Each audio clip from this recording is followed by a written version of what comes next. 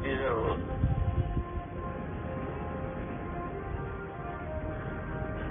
ಸತ್ಸರಣದೊಳಗ ಮನ ಬುದ್ಧಿಗಳನ್ನಷ್ಟೇ ಒಪ್ಪುತ್ತಾರೆ.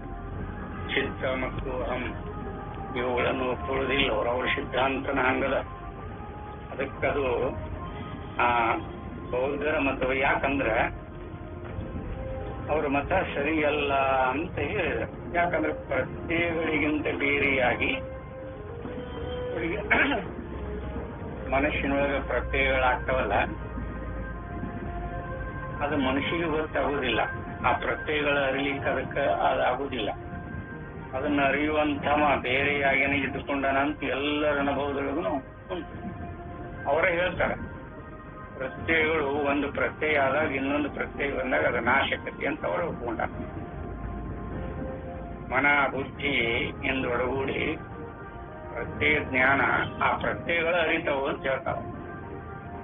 ಅದು ಅಸಂಭವ. ಆದ್ದರಿಂದ ಅವರ ಸಿದ್ಧಾಂತವು ಅಥವಾ ಅವರ ಮತವು ಸರಿಯಲ್ಲ. ಪ್ರತ್ಯಯಗಳಿಗಿಂತ ಬೇರೆಯಾಗಿ ಅವುಗಳ ಇರವನ್ನು ನಾಶವನ್ನು ಅರಿಯುವ ಒಂದು ಚಿರಸ್ಥಾಯಿಯಾದ ಗ್ರಾಹಕ ವಸ್ತುವನ್ನು ಅಂಗೀಕರಿಸಲೇಬೇಕಾಗುತ್ತದೆ. ಅಲ್ಲಿ ಪ್ರತ್ಯಯಗಳಾಗಿರುವಂತಹ ಜ್ಞಾನ, ಅವು ಇಲ್ಲದಂತ ಇರುವ ಜ್ಞಾನ ಅವ್ರು ಯಾವುದರಿಂದ ಗೊತ್ತು ಮಾಡಿಕೊಂಡ್ರು. ಅದಕ್ಕೆ ಅವರ ಮತ ಅಷ್ಟೊಂದು ಪರಿಪೂರ್ಣವಾಗಿ ಪೂರ್ಣತ್ವದ ಅನುಭವ ಅಲ್ಲ ಅಂತ ಹೇಳ್ತಾರೆ ಬೌದ್ಧ ಮತದವರು. ಇನ್ನ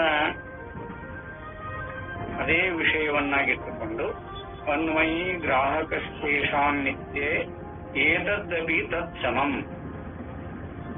ಅಚಿತತ್ವಸ್ಯ ತುಲ್ಯತ್ವಾದ್ ಅನ್ಯ ಅಸ್ಮಿನ್ ಗ್ರಾಹಕೆ ಅಸತಿ. ನೋಡ್ರಿ, ಇಲ್ಲಿ 77ನೇ ಶ್ಲೋಕದೊಳಗ ಏನ್ ಹೇಳ್ತಾರ ಅಂತ ಹೇಳಿದ್ರೆ, ಅವುಗಳಲ್ಲಿ ಅನುಗತವಾಗಿರುವ ಅಹಂಕಾರವು ಅವುಗಳನ್ನು ಅರಿಯುವುದು ಎಂದು ಹೇಳುವುದು ಮತ್ತೊಂದು ಗ್ರಾಹಕವಿಲ್ಲದಿದ್ದರೆ ಅದಕ್ಕೆ ಸಮವಾಗಿರುತ್ತದೆ. ಏಕೆಂದರೆ ಜಡವಾಗಿರುವುದೆಂಬುದು ಸಮಾನವಾಗಿದೆ. ಅಹಂಕಾರ ಆಗಲಿ ಪ್ರತ್ಯಯಗಳಾಗಲಿ ಅವೆಲ್ಲ ಜಡರೂಪಣ.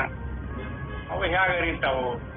ಅದಕ್ಕದು ಅವುಗಳಲ್ಲಿ ಅನುಗತವಾಗಿರುವ ಅಹಂಕಾರವು, ಯಾವುಗಳಲ್ಲಿ ಪ್ರತ್ಯಯಗಳಲ್ಲಿ ಅನುಗತವಾಗಿರುವಂತಹ ಅಹಂಕಾರವು ಅರಿಯುವುದು ಎಂದು ಹೇಳುವುದು ಮತ್ತೊಂದು ಗ್ರಾಹಕವಿಲ್ಲದಿದ್ದರೆ ಅದಕ್ಕೆ ಸಮವಾಗಿರುತ್ತದೆ.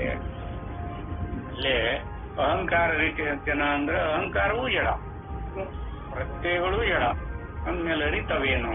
ಅದಕ್ಕೆ ಯಥಾರ್ಥವಾಗಿ ಇಲ್ಲೇ ಪ್ರತ್ಯಯಗಳು ಹುಟ್ಟಿ ನಾಶವಾಗುವೆಂದು ಒಪ್ಪಿದರೂ ಅಹಂಕಾರವು ಅವುಗಳಲ್ಲೆಲ್ಲ ಇದ್ದುಕೊಂಡು ಅವುಗಳನ್ನು ಅರಿಯುತ್ತದೆ ಎಂಬ ಪಕ್ಷದಲ್ಲಿ ದೋಷವಿಲ್ಲ ಎಂದು ಹೇಳುವುದಕ್ಕಿಲ್ಲ. ಅದು ಪ್ರತ್ಯಯಗಳ ಹುಟ್ಟಿ ನಾಶವಾಗುವೆಂದು ಒಪ್ಪಿದ್ರು, ಆ ಬೌದ್ಧ ಮತದವರನ್ನ ನಾವು ಒಪ್ಪಿದ್ರು ಕೂಡ ಅಹಂಕಾರವು ಅವುಗಳಲ್ಲೆಲ್ಲ ಇದ್ದುಕೊಂಡು ಅವುಗಳನ್ನು ಅರಿಯುತ್ತದೆ ಎಂಬ ಪಕ್ಷದಲ್ಲಿ ದೋಷವಿಲ್ಲ ಎಂದು ಹೇಳುವುದಕ್ಕಿಲ್ಲ. ಯಾಕಂದ್ರೆ ಅಹಂಕಾರನು ಜಡರೂಪ. ಅದಂಗ ಅರಿತೈತಿ. ಏಕೆಂದರೆ ಪ್ರತ್ಯಯಗಳು ಹೇಗೆ ಜಡವೋ ಹಾಗೆ ಅಹಂಕಾರವು ಜಡ. ಅವು ಜಡವಾಗಿರೋಣದ್ರಿಂದ ಅದನ್ನ ಅರಿಲಿಕ್ಕೆ ಸಾಧ್ಯನೇ ಇಲ್ಲ. ಆದ್ದರಿಂದ ಅಹಂಕಾರವು ತನ್ನನ್ನು ತಾನು ಅರಿಯಲಾರದು. ಅರಿಲಿಕ್ಕೆ ಉಂಟೆನದು ಅರಿಲಿಕ್ಕೆ ಸಾಧ್ಯ ಇಲ್ಲ. ಅದಕ್ಕಿಂತ ಬೇರೆಯಾದ ಗ್ರಾಹಕ ವಸ್ತುವನ್ನು ಒಪ್ಪಿದ ಹೊರತು ಅದರ ಸಿದ್ಧಿಯಾಗುವುದು ಇಲ್ಲ. ಇದು ಅಹಂಕಾರ ಅಂತ ನಾವು ಮತ್ತೊಂದರಿಂದನ ಸಿದ್ಧ ಮಾಡ್ಕೋಬೇಕಿದ್ನ. ಯಾಕೆ ತನ್ನನ್ನು ತಾನೇ ಅರಿಯುವ ಯೋಗ್ಯತೆ ಅದಕ್ಕಿಲ್ಲ. ಹಂಗಾರೆ ಇಲ್ಲಿ ಯಾವುದು? ಅಧ್ಯಕ್ಷಸ್ಯ ಸಮೀಪೇ ತು ಸಿದ್ಧಿ ಸ್ಯಾದಿತಿ ಚೇನ್ಮತಂ ನ ಅಧ್ಯಕ್ಷೆ ಅನುಪಕಾರಿತ್ವ ಅನ್ಯತ್ರ ಅಪಿ ಪ್ರಸಂಗತಃ. ನೋಡಲ್ಲಿ ಏನ್ ಹೇಳ್ತಾರ? ಹಂಗಾರೆ ಅಹಂಕಾರ ಸಾಕ್ಷಿ ಸನ್ನಿಧಾನತ್ವವನ್ನ ಅಪೇಕ್ಷಿಸಿ ಯಾಕೆ ಅರಿಬಾರದು ಅಂತ ಕೇಳ್ತಾರೆ. ಈ ಪ್ರತ್ಯಯ ಆಗಲಿ ಅಥವಾ ಈ ಅಹಂಕಾರ ಆಗಲಿ ಸಾಕ್ಷಿ ಸನ್ನಿಧಾನದಿಂದ ನಡೀತಿಲ್ಲ ಅಂತ ಅನೇಕ ಜನ ಅಥವಾ ಅನೇಕ ಮತವಾದಿಗಳು, ಅನೇಕ ದಾರ್ಶನಿಕರು ಅದನ್ನು ಹೇಳ್ಕೊತ ಬಂದಾರ. ಅದಕ್ಕೆ ದೃಷ್ಟಾಂತನೂ ಕೊಟ್ಟಾರ. ಒಂದು ಅಯಸ್ಕಾಂತ ಕಬ್ಬಿಣವನ್ನ ಹೇಗೆ ಹಿಡಿತಿತ್ತು ಆ ಕಬ್ಬಿಣ ಮತ್ತೊಂದು ಕಬ್ಬಿಣ ಹಿಡ್ಕೊಳ್ಳೋದು. ಆಗ ಸಾಕ್ಷಿ ಸನ್ನಿಧಾನತ್ವದೊಳಗೆ ಅಹಂಕಾರ ಪ್ರತ್ಯಯಗಳು ಯಾಕೆ ಬೆಳಗಬಾರ್ದು, ಯಾಕೆ ಅವು ತಿಳಿಯಬಾರ್ದು ಅಂತ ಕೇಳ್ತಾನೆ ಜಡ. ಆದ್ರೆ ಅವನ ಸನ್ನಿಧಾನತ್ವ ಕರ್ತೃತ್ವ ಸನ್ನಿಧಾನತ್ವದಿಂದ ಯಾಕೆ ಅವು ಬೆಳಗಬಾರದು ಅರಿಬಾರದು ಅಂತ ಆಕ್ಷೇಪ. ಇಲ್ಲಿ ಸಾಕ್ಷಿಯ ಸಮೀಪದಲ್ಲಿ ಅಥವಾ ಅದರ ಸನ್ನಿಧಾನದಲ್ಲಿ ಅಹಂಕಾರವು ಪ್ರತ್ಯಯಗಳು ಗ್ರಾಹಕವಾಗಿ ಸಿದ್ಧಿಯಾಗುವು ಎಂಬುದು ನಿಮ್ಮ ಮತವಾದರೆ ಅದು ಸರಿಯಲ್ಲ. ಎಲ್ಲರೂ ಈಗನ ಹಿಡಿದಿರೋದು ಸಾಕ್ಷಿ ಸನ್ನಿಧಾನದೊಳಗೆ ಅಹಂಕಾರ ಮತ್ತು ಪ್ರತ್ಯಯಗಳು ಕ್ರಿಯಾ ಕಾರ್ಯಗಳನ್ನು ಮಾಡಿ ಬೆಳಗ್ತಾವ ತಿಳಿತಾವ ಅಂತ ಎಲ್ಲ ವೇದಾಂತಿಗಳು, ಅನೇಕ ವೇದಾಂತಿಗಳಲ್ಲಿನೂ ಅನೇಕ ಜನ ಹೇಳೋರು ಉಂಟು. ಆದ್ರೆ ಯಥಾರ್ಥಂಗೈತೇನು ಅಂತ ಅನುಭವಾನುಸಾರಿಯಾಗಿ ನೋಡ್ಕೊಳ್ಳೋದಿಲ್ಲ. ಅವನ ಸನ್ನಿಧಾನದೊಳಗೆ ಅವನ ಪ್ರಕಾಶದೊಳಗೆ ಇವು ಪ್ರಕಾಶ ರೂಪವಾಗಿ ಬೆಳಗ್ತಾವ ಇವು ಅವನಂಗ ಅಂತ ಹೇಳ್ತಾನೆ. ಈಗ ಹೇಳ್ಕೊತ ಬಂದಾರ. ಅದಕ್ಕೆ ಆದ್ರೆ ಏಕೆಂದರೆ ಸಾಕ್ಷಿಯು ಸಾಕ್ಷ್ಯಕ್ಕೆ ಯಾವ ಉಪಕಾರವನ್ನು ಮಾಡುವುದಿಲ್ಲ. ಸಾಕ್ಷಿ ಏನಾದ್ರೂ ಈ ಅಹಂಕಾರಕ್ಕಾಗಲಿ ಪ್ರತ್ಯಯಗಳಿಗಾಗಲಿ ಏನಾದ್ರೂ ಉಪಕಾರ ಮಾಡಿದ್ದಾಗಿತ್ತು ಅಂದ್ರೆ ಆತ್ಮನೊಳಗೆ ಕ್ರಿಯಾ ಐತಿ ಅಂದ ಮೇಲೆ ಅದು ನಿತ್ಯ ಅಂತ ಗೊತ್ತಾಗ್ತದೆ. ನೋಡಿ ಎಷ್ಟು ದೋಷ ಬರ್ತದೆ. ಆತ್ಮನೊಳಗೆ ಅಥವಾ ಸಾಕ್ಷಿಯೊಳಗೆ ಯಾವ ಕ್ರಿಯಾ ಇಲ್ಲ, ನಿಷ್ಕ್ರಿಯ. ಬರೀ ಪ್ರಕಾಶ ರೂಪವಾಗಿ ಇದ್ದುಕೊಂಡದ, ಅದನ್ನು ಕೈ ಬಿಟ್ಟ. ಅವನ ಸನ್ನಿಧಾನದೊಳಗೆ ಇವು ಅವನಂಗ ವ್ಯವಹಾರ ಮಾಡ್ತಾವು ಅಂತ ಕಲ್ಪನಾ ಮಾಡ್ಕೊಂಡ. ಕಲ್ಪಿಸಿಕೊಂಡ್ರೆ ಅದು ಇರ್ಬೇಕಲ್ಲ ಹಂಗ ವಸ್ತು. ಆದ್ದರಿಂದ ಇಲ್ಲಿ ಮತ್ತೊಂದರಲ್ಲಿಯೂ ಅದು ಆಗಬಹುದಾಗುವುದು. ಒಂದ್ ವೇಳೆ ಆಗ ಸಾಕ್ಷಿ ಸನ್ನಿಧಾನದೊಳಗೆ ಅಹಂಕಾರ ಪ್ರತ್ಯಯಗಳ ಬೆಳಗುದ ನಿಶ್ಚಿತ ಆಗಿತ್ತು ಅಂತ ಇಟ್ಕೊಂಡ್ರ, ಈಗ ಸಾಕ್ಷಿ ಸನ್ನಿಧಾನದೊಳಗನ ಶರೀರದ ಗಂಟಿಗೆದ ಗೋಡೆದ ಇವೆಲ್ಲ ಸಾಕ್ಷಿ ಸನ್ನಿಧಾನಕ್ಕೆ ಅತ್ಯಂತ ಹತ್ರನದಾವಲ್ಲ ಇವು. ಮತ್ತ ಅವ್ಯಾಕೆ ಬೆಳಗಬಾರ್ದು? ಯಾಕೆ ಬೆಳಗಬಾರ್ದು ಶಂಕ ಬರ್ತದಿಲ್ಲಿ. ಆದ್ದರಿಂದ ಸಾಕ್ಷಿಯ ಹತ್ತಿರವಿರುವುದರಿಂದ ಅಹಂಕಾರವು ಗ್ರಾಹಕವಾಗಬಹುದು ಅಥವಾ ಪ್ರತ್ಯಯಗಳು ಆಗಬಹುದು ಎನ್ನುವುದಾದರೆ ಆ ಮತವು ಸರಿಯಲ್ಲ. ಈಗ ಯಾರು ಕಲ್ಪನಾ ಮಾಡ್ಕೊಂಡ್ರೆ ಅವನ ಸನ್ನಿಧಾನ ಅಥವಾ ಅವನ ಕರ್ತೃತ್ವದೊಳಗೆಲ್ಲ ನಡೀತೈತಿ. ಸಮಾಧಾನ ಮಾಡಿ ಮುಂದೆ ಹೋಗ್ಬಿಡ್ತಾರ. ಅದಕ್ಕೊಂದು ದೃಷ್ಟಾಂತ ಹುಡುಕಿಟ್ಟಾರ. ಅಲ್ರಿ ಸೂಜಿಗಲ್ಲು ಕಬ್ಬಣ ಹಿಡ್ಕೊಳ್ಳುತ್ತೆ, ಅದಕ್ಕೆ ಜ್ಯೋತಿ ಬಿದ್ದಿರುವಂತ ಟಾಚಿನಿ ಮತ್ತೊಂದು ಟಾಚಿನಿ ಹಿಡ್ಕೊಂತೈತಿ, ಆ ಟಾಚಿನಿ ಮತ್ತೊಂದು ಟಾಚಿನಿ ಹಿಡ್ಕೊತೈತಲ್ಲ, ಮತ್ತ ಅವಂಗ ಆ ಕರ್ತೃತ್ವ ಸನ್ನಿಧಾನ ಅಲ್ಲಿ ಏನದ ಅಂತ ಕೇಳ್ತಾರ. ಆದ್ರೆ ಅಲ್ಲಿ ವಸ್ತು ರೂಪದಿಂದ ಒಳಗೂಡಿ ವಿದ್ಯುತ್ ಸಂಚಾರ ಇರ್ತದ್ರಾಗ ಅಲ್ಲಿ ಆಯಸ್ಕಾಂತಕ್ಕೆ ನೋಡ ಅದೊಂದು ಶಕ್ತಿ, ಚೈತನ್ಯ ಶಕ್ತಿಯನ್ನ ಆಯಸ್ಕಾಂತ ರೂಪದೊಳಗೆ ವಿದ್ಯುತ್ತನ್ನ ಕ್ರೋಢೀಕರಿಸಿ ಅದರ ಕಬ್ಬಣಕ್ಕನ ಆಯಸ್ಕಾಂತ ಅಂತ ಸಂಸ್ಕಾರ ಕೊಟ್ಟಿರ್ತಾರ. ಅದು ಹಿಡ್ಕೊಳತ್ತ, ಕಬ್ಬಣನ ಹಿಡ್ಕೊಳತ್ತ. ಇವೇನಾದ್ರೂ ಅಹಂಕಾರ ಅಥವಾ ಸಾಕ್ಷಿ ಈ ವಸ್ತು ರೂಪದೊಳಗದವೆ ನೀವು ಹಿಡ್ಕೊಳಕ. ಮತ್ತು ವಸ್ತು ರೂಪದೊಳಗೆ ಇಲ್ಲದೆ ಇರುವಂತಹದ್ದನ್ನ ಈ ದೃಷ್ಟಾಂತಕ್ಕೆ ಯಾಕೆ ಸಮನ್ವಯ ಮಾಡ್ಕೊಳ್ಳೋದು? ಅದಕ್ಕೆ ಯಥಾರ್ಥವಾಗಿ ಇಲ್ಲೇ ಆ ಮತವು ಸರಿಯಲ್ಲ. ಏಕೆಂದರೆ ಕೂಟಸ್ಥವಾದ ಸಾಕ್ಷಿ ಚೈತನ್ಯವು ಹತ್ತಿರವಿದ್ದ ಮಾತ್ರದಿಂದ ಅಹಂಕಾರವು ಏಕೆ ಅರಿಯುವುದಾಗಬೇಕೋ ನೋಡಲ್ಲಿ. ಕೂಟಸ್ಥ ಅಂತ ಹೇಳ್ತಾನೆ. ಕೂಟಸ್ಥಕ್ಕ ಅರ್ಥ ಏನು ನೋಡಲ್ಲಿ. ಅವ ನಿಷ್ಕ್ರಿಯ ರೂಪದೊಳಗಿರ್ತಾನ, ಯಾವ ಕ್ರಿಯಾ ಕಾರ್ಯಗಳನ್ನು ಮಾಡೋದಿಲ್ಲ. ಅವ ನಿರ್ಗುಣ, ನಿರಾಕಾರ, ನಿರವಯವ, ಏನೆಲ್ಲ ವಿಶೇಷ ರೂಪದಿಂದ ಅವನನ್ನು ವರ್ಣನೆ ಮಾಡ್ತೀವಿ. ಶಾಸ್ತ್ರ ಹೇಳುತ್ತವ ಬರೀ ಪ್ರಕಾಶ ರೂಪವಾಗಿರುವಂತಹ ನಮ್ಮ ಸಾಕ್ಷಿ ಚೈತನ್ಯ ಸ್ವರೂಪವನ್ನ ಕೂಟಸ್ಥ ಅಂತ ಕರೆದ.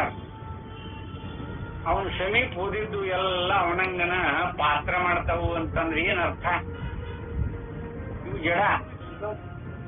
ಜಡ ಯಾವಾಗಿದ್ರು ಜಡನೇ ಅದು. ಅದಕ್ಕೆ ಯಥಾರ್ಥವಾಗಿ ಹಾಗೆ ನಾವು ಮಾತನ್ನ ಅಹಂಕಾರವು ಏಕೆ ಅರಿಯೋದಾಗಬೇಕು? ದೇಹವಾಗಲಿ, ಕಟ್ಟಿಗೆಯಾಗಲಿ, ಗೋಡೆಯಾಗಲಿ, ಮುಂತಾದವುಗಳಾಗಲಿ ಆ ಸಾನ್ನಿಧ್ಯದಿಂದ ಏತಕ್ಕೆ ಗ್ರಾಹಕವಾಗಬಾರದು? ಇವಾಗ್ಯಾವಲ್ಲ, ಹಾಗೆ ಮೊಬೈಲ್ ನಮ್ಮ ಪಕ್ಕದಾಗ ಇಟ್ಕೊಂಡ್ರೆ ಅದು ಕೇಳಬಹುದೇನೋ? ಆಗುದಿಲ್ಲಲ್ಲ. ಅದಕ್ಕೆ ಸಾಕ್ಷಿ ಸನ್ನಿಧಾನತ್ವ ಯಾವ ರೂಪದಿಂದ ಒಳಗೂಡೈತಿ ಅಂತ ನಾವು ಅನುಭವಾನುಸಾರಿಯಾಗಿ ಕಂಡೇ ಇಲ್ಲ. ಏನಾದರೂ ಕಲ್ಪನಾ ಮಾಡಿ ಅವನ ಕರ್ತೃತ್ವದಿಂದ ಒಳಗೂಡಿ ಅಥವಾ ಅವನ ಸನ್ನಿಧಾನದ ಅಥವಾ ಅವನ ಸಮೀಪ ಇರೋಣದಿಂದ ಇವಕ್ಕೂ ಆ ಪ್ರಕಾಶದ ಚೈತನ್ಯ ಇವಕ್ಕಲ್ಲಿ ಬರ್ತೈತಿ ಅನ್ನೋದು ಬರೀ ಕಲ್ಪಿತ ಆಗೈತೆ ವಿನಃ ಅನುಭವಕ್ಕ ಬರುವುದಿಲ್ಲ. ಅನುಭವ ಸಾಧ್ಯ ಅಲ್ಲ. ಅದಕ್ಕೆ ಇಲ್ಲಿ ಅಹಂಕಾರ ಆಗಲಿ ನೋಡ, ಅವ್ರ ಹಿಂದೂ ಹೇಳ್ಕೊಂಬಂದ ಹಿರಿಯರವರು ಚೈತನ್ಯ ಆಭಾಸಯುಕ್ತ ಅಹಂಕಾರ ನೋಡ, ಚೈತನ್ಯ ಆಭಾಸಯುಕ್ತವಾದ ಅಹಂಕಾರ ಪ್ರವರ್ತಿಸಬಹುದು.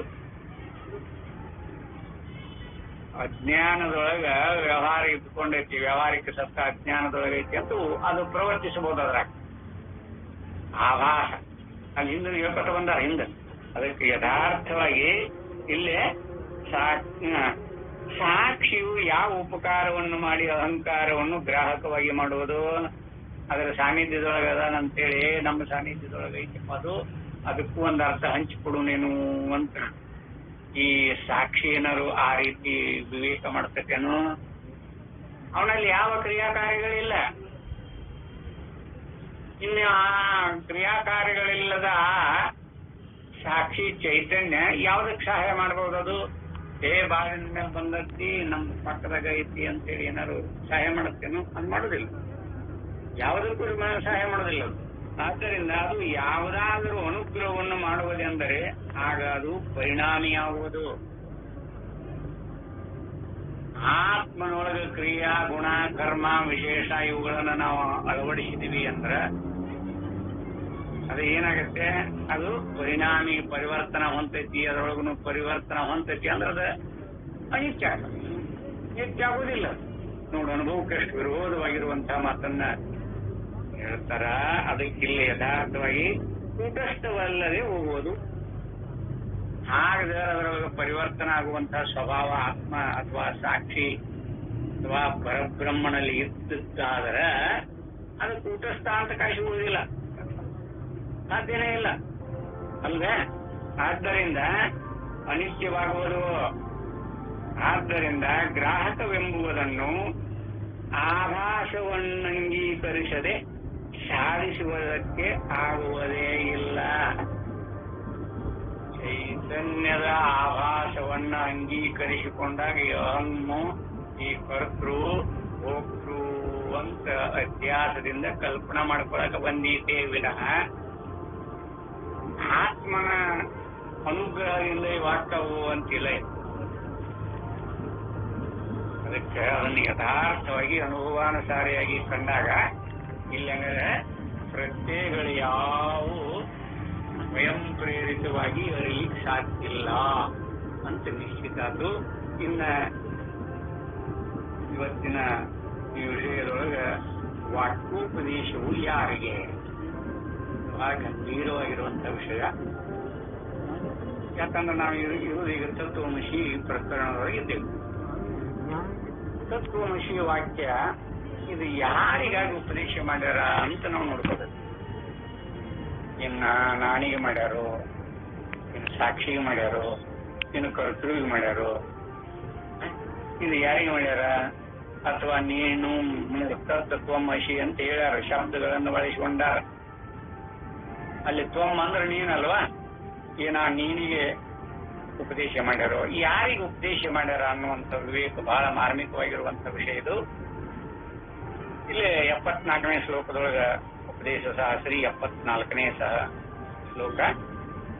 ಅರ್ಥಿ ದುಃಖೀ ಚ ಯಃ ಶ್ರೋತ ಸತ್ವಧ್ಯಕ್ಷೋ ಅಥವೇತರಃ ಅಧ್ಯಕ್ಷಸ್ಯ ಚ ದುಃಖಿತ್ವಂ ಅರ್ಥಿತ್ವಂ ಚ ನ ತೇ ಮತಂ. ಅದಕ್ಕೇನು ಹೇಳ್ತಾರಿಲ್ಲ, ಪುರುಷಾರ್ಥವನ್ನು ಬಯಸುವವನು ದುಃಖಿಯೂ ಆಗಿರುವ ಶ್ರೋತೃವೇ ಅಧ್ಯಕ್ಷನೋ, ಇಲ್ಲಿ ಅಧ್ಯಕ್ಷ ಯಾರು ಅಂತ ಮೊದಲು ನಿರ್ಣಯ ಮಾಡ್ತಾನೆ. ಪುರುಷಾರ್ಥವನ್ನು ಬಯಸುವವನು ದುಃಖಿಯೂ ಆಗಿರುವ ಶ್ರೋತೃವೇ ಅಧ್ಯಕ್ಷನೋ, ಬೇರೆ ಇನ್ನೊಬ್ಬನೋ? ಅಧ್ಯಕ್ಷನು ದುಃಖಿಯೂ ಆರ್ತಿಯೂ ಆಗಿರುವನೆಂಬುವುದು ನಿನ್ನ ಮತವಲ್ಲ. ಅಧ್ಯಕ್ಷ ಅಂದ್ರೆ ಯಾರಿಲ್ಲೇ? ಆತ್ಮನ ಅಥವಾ ಸಾಕ್ಷಿನ. ಹಾಗಾದ್ರೆ ಇಲ್ಲಿ ಪುರುಷಾರ್ಥವನ್ನು ಬಯಸುವವನು ದುಃಖಿಯೂ ಆಗಿರುವ ಶ್ರೋತೃವೇ ಅಧ್ಯಕ್ಷನು, ಬೇರೆ ಇನ್ನೊಬ್ಬನೋ?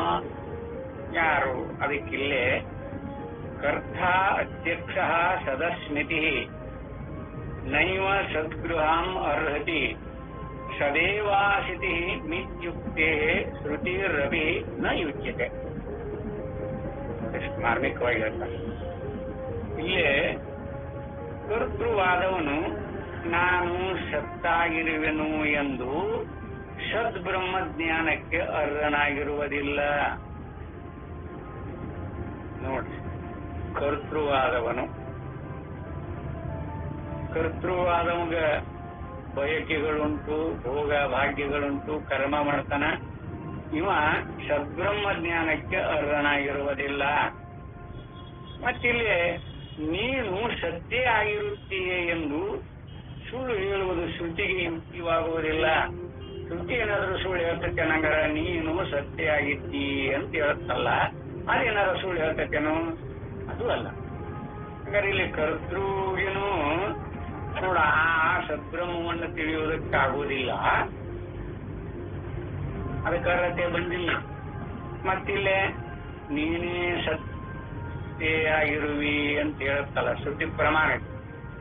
ನೀನು ಸತ್ಯ ಆಗಿರುತ್ತಿ, ತತ್ವಮಸಿ, ಅದು ನೀನಾಗಿದ್ದಿ ಅಂತ ಹೇಳುತ್ತಲ್ಲ. ಈ ಮಾತು ಹಂಗಾರೆ ಶ್ರುತಿ ಸುಳ್ಳು ಹೇಳ್ತಕ್ಕೇನಂದ್ರೆ ಅದು ಒಪ್ಪಂಗಿಲ್ಲ. ಹಂಗಾರೆ ಯಾರೇ ಹೇಳಿದ್ದು ಅಂತ ನಾವು ನಿಶ್ಚಯ ಮಾಡಿಕೊಂಡು ತತ್ವಮಸಿ ವಾಕ್ಯದೊಳಗೆ ಪ್ರವೇಶ ಆಗಬೇಕೇ ವಿನಃ ಅದು ನಿಶ್ಚಯನ ಆಗಲಿಲ್ಲ ಅಂದ್ರೆ ಯಾವುದ್ರೊಳಗೆ ಎಲ್ಲಿ ವ್ಯತ್ಯಾಸ ಆಗುತ್ತಲ್ಲ. ಅದಕ್ಕೆ ಯಥಾರ್ಥವಾಗಿ ಹಂಗಾರೆ ಬ್ರಹ್ಮವೇ ಆಗಿರುವ ಸಾಕ್ಷಿಗೆ ಸಂಸಾರ ಬಂಧವಿಲ್ಲ. ಬ್ರಹ್ಮವೇ ಆಗಿರುವ ಸಾಕ್ಷಿಗೆ ಸಂಸಾರ ಬಂಧವಿಲ್ಲ. ಬಂಧವಿರುವ ಕರ್ತೃ ಬ್ರಹ್ಮವಲ್ಲ. ಹಂಗಾರೆ ತತ್ವಮಸಿ ಎಂಬ ವಾಕ್ಯವನ್ನು ಶ್ರುತಿಯು ಸಾಕ್ಷಿಗೆ ಹೇಳಿದರೆ ವ್ಯರ್ಥ. ಬ್ರಹ್ಮನಿಗೆ ತತ್ವಮಸಿ ಅಂತ ಹೇಳಿದ ಮೊದಲು ಅದಾನ ಆ ಸ್ವರೂಪದಾಗ, ನಾವು ಹೇಳುವುದ್ರಾಗ ಏನೂ ಅರ್ಥ ಇಲ್ಲ ಅಲ್ವಾ? ಶ್ರುತಿಯು ಸಾಕ್ಷಿಗೆ ಹೇಳಿದರೆ ವ್ಯರ್ಥ. ಮತ್ತಿನ್ನ ಕರ್ತೃವಿಗೆ ಹೇಳಿದರೆ ಅದು ಅಪ್ರಮಾಣ. ಪ್ರಮಾಣ ಐತೆ ಅಂತ ಕರ್ತೃವಿಗೆ ಏನಾದ್ರು ಪ್ರಮಾಣ ಐತೆ, ಅಪ್ರಮಾಣ. ಅಂದಮೇಲೆ ಹಾಗಾದ್ರೆ ಉಪದೇಶ ಯಾರಿಗೆ? ಈ ತತ್ವಮಸಿ ಮಹಾವಾಕ್ಯ ಹೇಳ್ತಾರಲ್ಲ, ಈ ವಾಕ್ಯ ಉಪದೇಶ ಯಾರಿಗೆ? ಸ್ವಲ್ಪ ಸಾಧಕರು ಇದನ್ನ ಬಹಳ ವಿವೇಕಪೂರ್ಣವಾಗಿ ವಿವೇಕ ಮಾಡಬೇಕಿದನ್ನ. ಸುಮ್ಮನೆ ಮೇಲ್ನೋಟಕ್ಕೆ ಶಬ್ದಕ್ಕೆ ಅರ್ಥ ಹಿಡ್ಕೊಂಡು ಮಾಡಿದ್ರೆ ಅನುಭವಗಮ್ಯ ಆಗುವುದಿಲ್ಲ. ತತ್ವಮಸಿ ಮಹಾವಾಕ್ಯ ಇದು ಯಾರಿಗಾಗಿ ಉಪದೇಶ ಮಾಡಿದ್ದು ಅಂತ ಮೊದಲು ನಿರ್ಣಯ ಆಗ್ಬೇಕ. ಆಮೇಲೆ ಅದು ನಾನರಾಗಿರ್ಲಿ ನೀನರಾಗಿರ್ಲಿ ಅದ್ರಾಗ ನಿಲ್ಲಕ್ ಬಂದಿತ್ತು. ಅದು ಮೊದಲ ಉಪದೇಶರ ಯಾರಿಗೆ ಅಂತ ನಿಶ್ಚಿತ ಆಗ್ಬೇಕಲ್ಲ. ಅದಕ್ಕೆ ಇಲ್ಲಿ ಹಂಗಾರೆ ಆ ಕರ್ತೃವಿಗೆ ಹೇಳಿದ್ರೆ ಅದು ಅಪ್ರಮಾಣ. ಹಾಗಾದ್ರೆ ಉಪದೇಶವು ಯಾರಿಗೆ? ನೋಡಿ 75, 74, 75ನೇ ಶ್ಲೋಕದೊಳಗೆ ಹಂಗಾರೆ ತತ್ವಮಸಿ ವಾಕ್ಯವನ್ನು ಉಪದೇಶ ಮಾಡಿ ಅಲ್ರಿ ನಮಗೆ ಹೇಳಿರಲ್ಲ ಮತ್ತೆ ಹೇಳ್ಬೇಕು ಅಂತ ಮೇಲೆ ನೋಟಕ್ಕೆ ಸರಿ. ಅಲ್ಲಿ ನಮಗ ಅನ್ನೋದ್ರಾಗಿ ಏನೇನು ವಿಕ್ಷೇಪ ಐತಿ ನೋಡ. ಕರ್ತೃತ್ವದಿಂದ ಒಡಗೂಡಿರೋವ ಅಪ್ರಮಾಣ, ಪ್ರಮಾಣ ಇಲ್ಲ ಅವಾಗ. ಆತ್ಮ ಚೈತನ್ಯದ ಆಭಾಸ ಯುಕ್ತವಾಗಿರುವಂತ ಅಹಂಕಾರದಿಂದೊಡಗೂಡಿದಾಗ ಕರ್ತೃತ್ವವನ್ನು ಕಲ್ಪನೆ ಮಾಡ್ಕೊಂಡೆ. ಆ ಕಲ್ಪಿತ ಪುರುಷನಿಗೆ ಇಲ್ಲಿ ತತ್ವಮಸಿ ಅದು ನೀನ ಆಗಿದ್ದಿ ಅಂತಂದ್ರೆ ಕಲ್ಪಿತ ಪುರುಷನ ಬ್ರಹ್ಮ ಆಗ್ತಾನೆ. ಅವಂಗಂತೂ ಉಪಯೋಗ ಇಲ್ಲ, ಕರ್ತೃವಿಗಂತೂ ಬೋಧ ಮಾಡಿದ್ದಲ್ಲ ಅಂತ ನಿಶ್ಚಿತ ಆಗತ್ತೆ. ಹಂಗಾರೆ ಆ ಉಪದೇಶ ಯಾರಿಗೆ? ಅವಿವಿಚ್ಛೋ ವಯಂ ವ್ಯಕ್ತಿ ಶ್ರುತಿಶ್ಚೇತ ಶಾಸ್ತ್ರಸ್ತತಃ ಅಸ್ಮದಸ್ತು ವಿವೇಚ್ಯೈವ ತ್ವಮೇವಂ ಹೇತಿ ವದೇತ್ಯತಿ ಪ್ರತ್ಯಯ ಅನ್ವಯಿ ನಿಷ್ಠತ್ವಂ ಉಕ್ತಂ ದೋಷ ಪ್ರಸಜ್ಯತೆ. ಅದಕ್ಕೆ ಇಲ್ಲಿ ಏನ್ ಹೇಳ್ತಾರಂತ, ಎರಡನ್ನೂ ವಿಂಗಡಿಸದೆ, ಯಾವುದು ಸಾಕ್ಷಿ ಮತ್ತು ಕರ್ತೃತ್ವ ಇವೆರಡನ್ನು ವಿಂಗಡಿಸದೆ ಶ್ರುತಿಯು ಹೇಳುತ್ತದೆ ಎಂದರೆ ಆಗ ಅದರ ಜ್ಞಾನವಾಗುತ್ತದೆ. ನೋಡಲ್ಲಿ, ಎರಡನ್ನು ವಿಂಗಡಿಸದೆ ಶ್ರುತಿ ಹೇಳುತ್ತದೆ ಎಂದರೆ ಆಗ ಅದರ ಜ್ಞಾನವಾಗುತ್ತದೆ. ಅಸ್ಮದರ್ಥದಿಂದ ವಿಂಗಡಿಸಿಕೊಂಡೆ, ಸಂಸ್ಕೃತದೊಳಗ ಅಸ್ಮತ್ ಪ್ರತ್ಯಯ ಯುಷ್ಮತ್ ಪ್ರತ್ಯಯ ಅಂತ ಬರ್ತದೆ. ಅಸ್ಮತ್ ಪ್ರತ್ಯಯ ಅಂದ್ರೆ ಏನು? ಅಸ್ಮತ್ ಪ್ರತ್ಯಯ ಎಲ್ಲವೂ ನಾನಿಗೆ ಸಂಬಂಧಪಟ್ಟಿರುವ. ಯುಷ್ಮತ್ ಪ್ರತ್ಯಯ ನೀನು ನೀವುಗಳಿಗೆ ಯುಷ್ಮತ್ ಪ್ರತ್ಯಯ ಅಂತ. ಅವನು ಅವಳು ಅದು ಇವೆಲ್ಲ ಯುಷ್ಮತ್ ಪ್ರತ್ಯಯದೊಳಗೆ ಬರ್ತದೆ. ಅಸ್ಮತ್ ಪ್ರತ್ಯಯ ಅಂದ್ರೆ ನಾನು ನಾವು, ಇದು ನಮ್ಮನ್ನು ಅನುಸರಿಸಿಕೊಂಡಿರುವಂತದ್ದು ಅಸ್ಮತ್ ಪ್ರತ್ಯಯ. ಈ ಅಸ್ಮತ್ ಪ್ರತ್ಯಯದಿಂದ ವಿಂಗಡಿಸಿಕೊಂಡೇ ನೀನು ಬ್ರಹ್ಮವು ಎಂದು ಪ್ರತ್ಯಯಗಳಲ್ಲಿ ಅನುಗತವಾಗಿರುವ ಅಹಂಕಾರದಲ್ಲಿ ನಿಲುಗಡೆಯನ್ನೇ ಹೇಳಿದರೆ ಹಿಂದೆ ಹೇಳಿದ ದೋಷವು ಬರುತ್ತದೆ. ಹಾಗೆ ಹಿಡಿದಂಗಾರೆ ಇದನ್ನ ಏನ್ ಹೇಳ್ತಾರೆ ಅವರು, ಇದನ್ನ ಚೆನ್ನಾಗಿ ಅರ್ಥೈಸಿಕೊಡ್ರಿ. ಯಾಕಂದ್ರ ಮೇಲ್ನೋಟಕ್ಕ ಬೇರೆ ಅರ್ಥ ಕಲ್ಪನಾಕ್ಕೆ ಬಂದ್ಬಿಡ್ತಾವ. ಯಥಾರ್ಥವಾಗಿ ಇಲ್ಲೇ ಎರಡನ್ನೂ ವಿಂಗಡಿಸದೆ ಶ್ರುತಿಯು ಹೇಳುತ್ತದೆ ಎಂದರೆ, ಶ್ರುತಿ ಇಲ್ಲೇ ಎರಡನ್ನು ಕೂಡಿಸಿಕೊಂಡು ಹೇಳಿಲ್ಲ, ವಿಂಗಡಿಸಿಕೊಂಡು ಹೇಳ್ತದೆ. ಆಗ ಅದರ ಜ್ಞಾನವಾಗುತ್ತದೆ. ಅದು ಅಸ್ಮತ್ ಅರ್ಥದಿಂದ ವಿಂಗಡಿಸಿಕೊಂಡೇ ನೀನು ಬ್ರಹ್ಮವು ಎಂದು ಪ್ರತ್ಯಯಗಳಲ್ಲಿ ಅನುಗತವಾಗಿರುವ ಅಹಂಕಾರದಲ್ಲಿ ನಿಲುಗಡೆಯನ್ನೇ ಹೇಳಿದರೆ ಹಿಂದೆ ಹೇಳಿದ ದೋಷವು ಬಂದೊದಗುತ್ತದೆ. ಹಿಂದೆ ಹೇಳಿದ ದೋಷ ನೋಡಲ್ಲಿ, ಏಕೆಂದರೆ ಪ್ರತ್ಯಯಗಳು ಹೇಗೆ ಜಡವು ಹಾಗೆ ಅಹಂಕಾರವು ಜಡ ಅಂತ ಹೇಳ್ಕೊತ ಬಂದಾಗಿಂದ. ಮತ್ತೆ ಇಲ್ಲ, ಅದು ಸಾಕ್ಷಿ ಸ್ನೇಹ ಮಾಡಿದ, ಆ ಸಾಕ್ಷಿ ಅದಕ್ಕೆ ಅನುಗ್ರಹ ಮಾಡ್ತತಿ ಅಂದ್ರೆ ಅದು ದೋಷ. ಯಾಕಂದ್ರ ಈ ಅಹಂಕಾರದ ಸತ್ಯತ್ವವನ್ನು ನಾವು ಗೊತ್ತೈಸಿಕೊಳ್ಳುವುದರ ಸಂಬಂಧ ಆತ್ಮನ ನಿತ್ಯತ್ವಕ್ಕೆ ಧಕ್ಕೆ ಬರ್ತದೆ.